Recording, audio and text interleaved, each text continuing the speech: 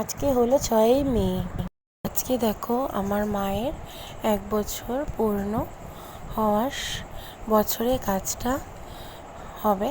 তো তার জন্যই মায়ের ফটোর সামনে মালা, মিষ্টি, জল দিয়ে সাজিয়ে দিচ্ছি। তো একটু পরে আমি কাজে বসবো। তো তাই তোমাদের সাথে ছোট্ট একটা আপডেট শেয়ার করলাম। তো দেখো, তোমাদের ভালো লাগবে। তারপরে দেখো, আমি এখানে মায়ের কাজে বসে গেছি। তো তোমরা সবাই আমার মায়ের আত্মার শান্তি কামনা করো। তো আর তেমন কিছু শেয়ার করতে পারবো না, কারণ আমি কিছুই শ্যুট করতে পারিনি, কারণ মনটাও খুব খারাপ ছিল, মায়ের কথা মনে পড়ছিল। আর প্রচণ্ড ওই কাজকর্মের জন্য আমি কিছু শেয়ার করতে পারিনি। তো তোমাদের ব্লগটা কেমন লাগলো তোমরা সবাই কমেন্ট করে জানিও। আর আমার চ্যানেলটি সাবস্ক্রাইব করতে ভুলো না।